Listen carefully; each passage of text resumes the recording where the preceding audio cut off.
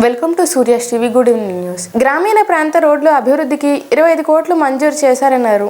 ఇందులో భాగంగా తెనాలి కొల్లిపార సీసీ రోడ్ల అభివృద్ధి చేయబోతున్నామన్న మంత్రి నాదెండ్ల మనోహర్ అన్నారు.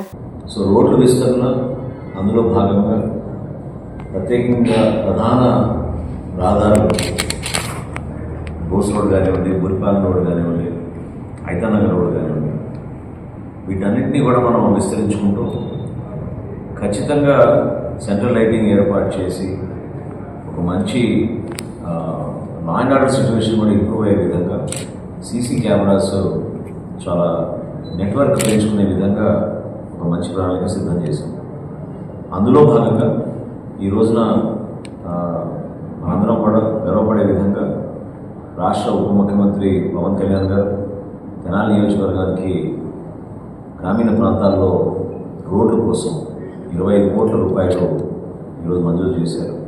25 కోట్ల రూపాయలతోటి తెనాలి మండలం, కొల్లిపార మండలంలో సీసీ రోడ్ల నిర్మాణం, అంటే 3 మీటర్ల విడతగల సీసీ రోడ్స్ ప్రతి గ్రామంలో కూడా మంచి ప్రణాళికతోటి సిద్ధం చేసుకుని ముందుకు వెళ్ళి ఆ ప్రాంతంలో ఎక్కడ కూడా రహదారులతో ఇబ్బంది పడకుండా ఉండేటట్టు మేము పండుగ తర్వాత ఈ కార్యక్రమాన్ని మొదలుపెట్టి 25 కోట్ల రూపాయలు ఏదైతే పవన్ కళ్యాణ్ గారు మన నియోజకవర్గాన్ని అందించారు, దాన్ని తప్పకుండా ప్రజలకు ఉపయోగపడే విధంగా గ్రామీణాభివృద్ధి జరిగే విధంగా ఖచ్చితంగా ఆ కార్యక్రమాన్ని చాలా అద్భుతంగా ప్రజలకు తీసుకెళ్తాం.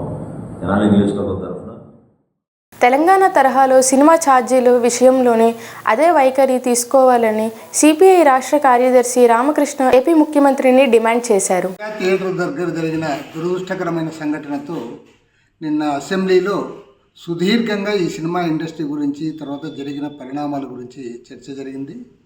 ముఖ్యమంత్రి రేవంత్ రెడ్డి గారిని మనస్ఫూర్తిగా అభినందిస్తూ ఉన్నాను.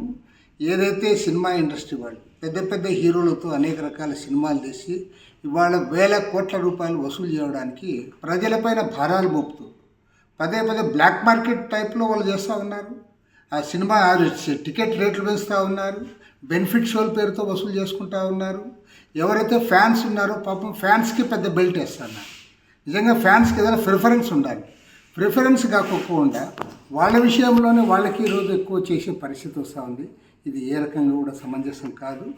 ఎట్టయితే రేవంత్ రెడ్డి గారు తెలంగాణలో చేశాడు, నిర్ణయం చేశారు, అదే పద్ధతుల్లో ఆంధ్ర రాష్ట్ర ముఖ్యమంత్రి చంద్రబాబు నాయుడు గారు కూడా స్పందించాలి.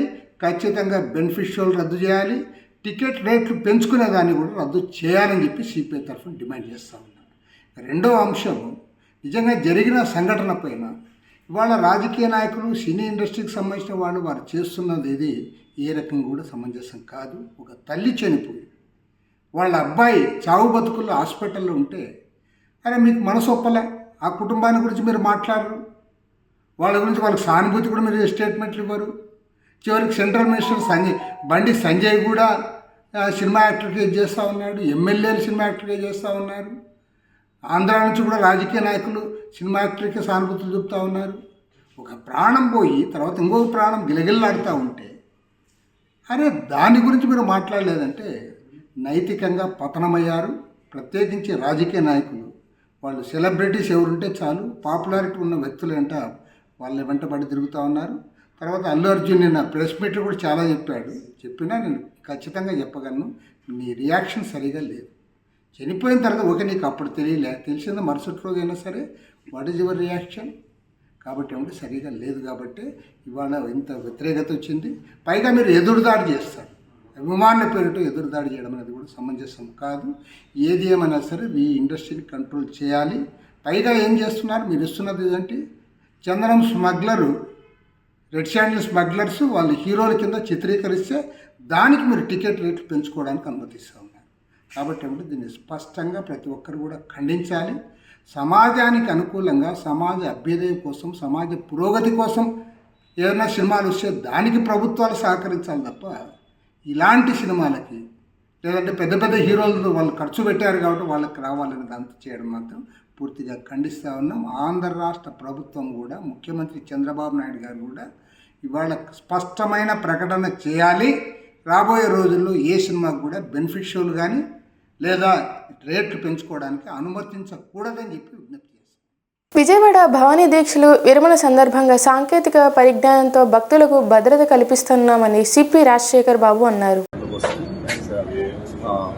CC cameras also already we have about 1900 matrix cameras. Apart from that, temple is arranging, temple authorities are arranging around 300 to 350 CC cameras. We nomenclated them and then we are making good use of all these cameras. Apart from that, on road safety front and traffic front, we are making use of an artificial intelligence tool called Astro,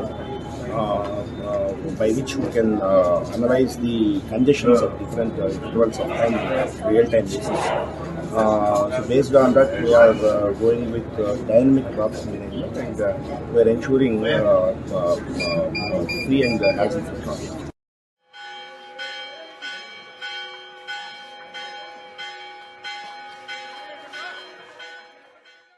Shri Durga Malleswara స్వామి దేవస్థానం నందు ఇంద్రకీలాద్రిపై అమ్మవారిని దర్శనం చేసుకున్న cine actor Upendra.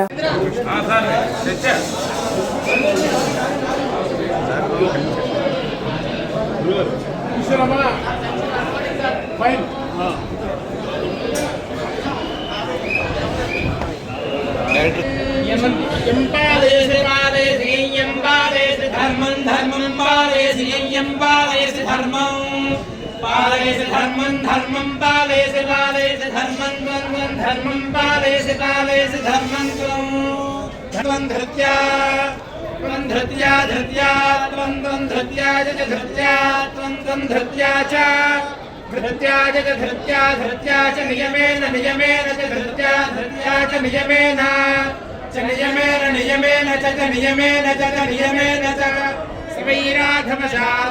धर्मस्त्वामभिरवे भजेभ्यस्त्राहि no देवी दुर्गे देवी नमोस्तुते.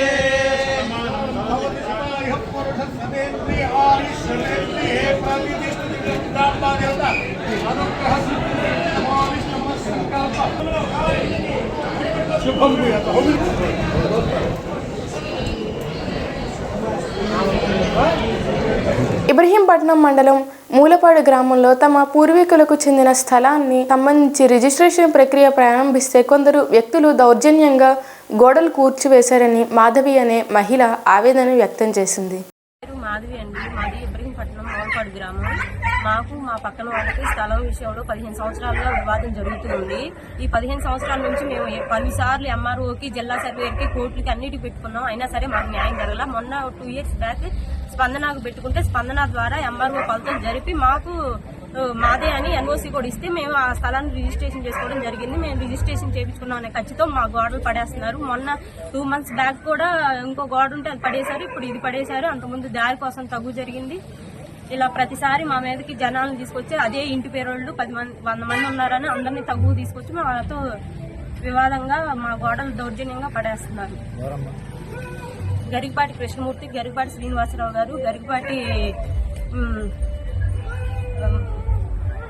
బత్తుల శివాజీ గారు, గరికపాటి సీతారామయ్య, గరికపాటి ఎర్ర సీతారామయ్య, నల్ల సీతారామయ్య తమ్ముడు పేరేంటి, గరికపాటి వాసు, గరికపాటి శివ.